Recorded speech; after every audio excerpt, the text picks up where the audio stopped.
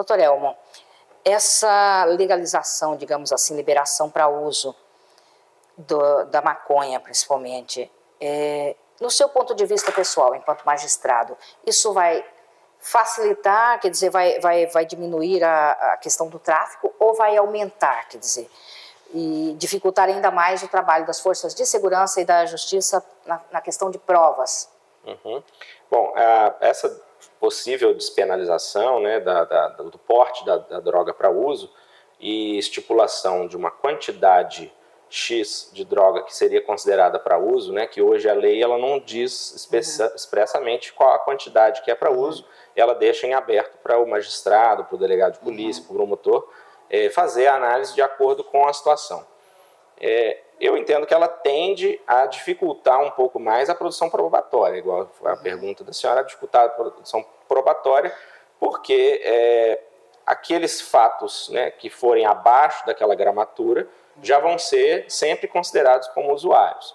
E dependendo da gramatura que for, pode englobar aquele traficante que já vende a droga fracionada e anda com a droga fracionada no bolso até aquela determinada gramatura, e vende aquilo ali e depois ele vai no esconderijo dele e pega mais para vender de novo. Isso é um comportamento que já foi observado, isso é acontecido, principalmente nos centros urbanos, né?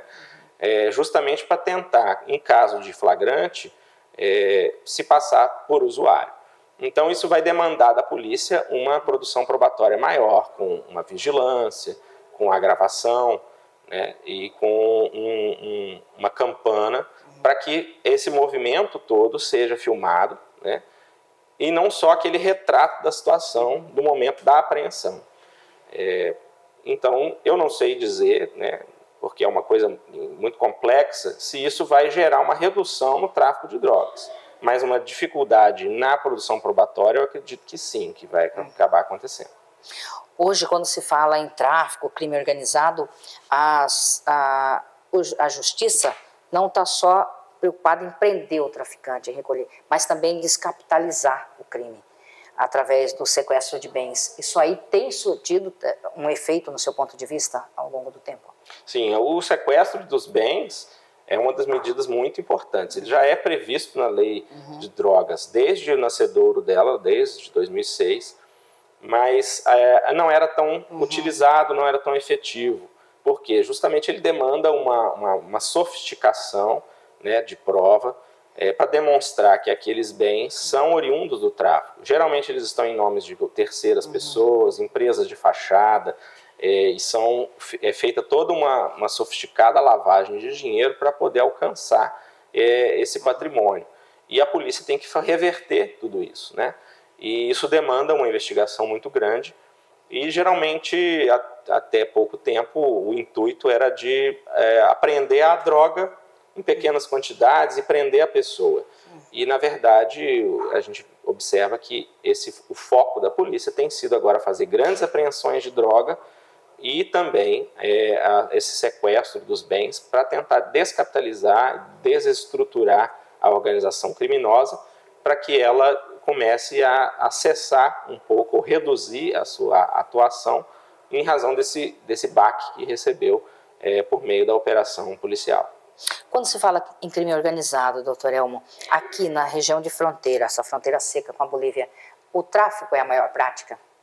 Sim, o tráfico é a maior prática, é a mais rentável, né? Envolve a maior quantidade de dinheiro, porque a pessoa que consegue movimentar um tablete de cocaína da Bolívia por X reais, ele consegue vender por 20X reais em São Paulo, no Sudeste, no Nordeste. Então é um negócio muito lucrativo. Quem consegue atravessar o país com essa droga tem um lucro fenomenal.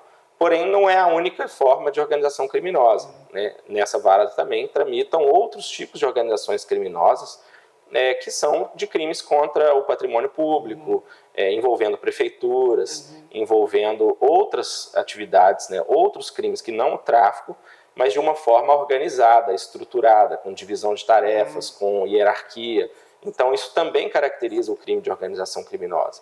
Então, embora a gente sempre, quando fala de organização criminosa, pense logo nos traficantes, não são só os traficantes. Nós temos organizações criminosas também para a prática de outros delitos, delitos de homicídio, delitos patrimoniais, roubos a banco e outros tipos de delitos também contra a administração pública. Quando se trata de aplicar a pena, a justiça não leva em conta se foi preso com tablete ou com 100? Leva. A quantidade de drogas e o tipo de droga é inclusive um fator preponderante na aplicação da pena no crime do tráfico de drogas. Porém, essa preponderância também tem que levar, a quantidade tem que ser observada de acordo com as especificidades da região. Então, aqui é uma região de fronteira em que o acesso à droga é muito fácil. A pessoa consegue adquirir grandes quantidades de droga no país produtor, então 1 quilo de droga aqui na fronteira é diferente de 1 quilo de droga no centro de São Paulo.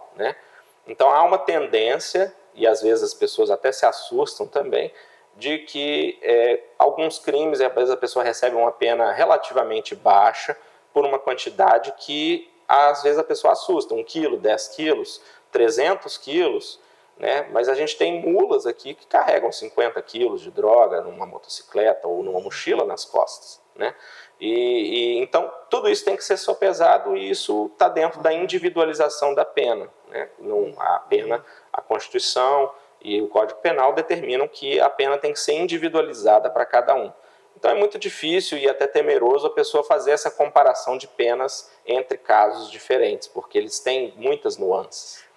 Agora, em se falando de crime organizado, ano passado, 2022, Cáceres viveu um verdadeiro pesadelo devido a essa briga entre facções criminosas, entre as duas facções, em que pessoas estavam, às vezes, numa lanchonete e, de repente, chegavam 2 em motocicleta, o da garupa atirava e acertava até quem não tinha nada a ver com a situação, tinha um alvo específico. Houve a questão de 2 pessoas que estavam numa oficina mecânica, foram mortos, 2 pais de família, executados, e os alvos diz que estariam em outro bairro. Quer dizer, e uma dessas vítimas, no mês de março do ano passado, foram 9 homicídios, um número assim assustador. Uma dessas vítimas da crueldade dessa briga entre facções criminosas, o Rian Kael, um adolescente de apenas 17 anos, que foi morto com requintes de crueldade, assim como muitas outras vítimas dessa guerra aí. O senhor optou por apontar que os culpados sejam levados a júri popular. Com relação a esses homicídios, desde que assumi a primeira vara criminal, que eu fiquei desde julho do ano passado, até agora ainda estou acumulando essa vara, que é responsável pelos crimes contra a vida aqui em Cáceres.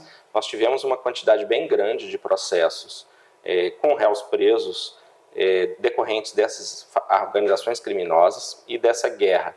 Tanto pessoas de uma organização quanto de outra, e processos com mortes bem violentas, bem bárbaras mesmo, porque eles utilizam tortura, e após a instrução, que foi uma instrução bem complexa, que são muitos réus em cada processo, muitas testemunhas a serem ouvidas, provas técnicas a serem produzidas no exame dos cadáveres e também interceptações telefônicas e quebras dos sigilos dos celulares que foram apreendidos, foi possível verificar indícios suficientes de autoria e de materialidade da ocorrência desse homicídio por essas 5 pessoas, e por isso elas foram pronunciadas para ser levadas ao tribunal do júri, que é o competente para julgar crimes contra a vida.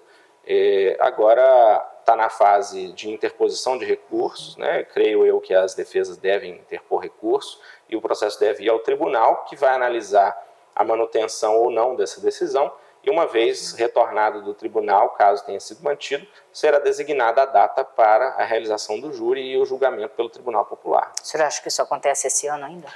Muito provavelmente não, porque como o processo é muito complexo, após a interposição dos recursos, ele deve ir para o tribunal e o tribunal só deve conseguir terminar de julgá-lo no ano que vem. Então eu acredito que o júri desse processo deve acontecer em meados do ano que vem.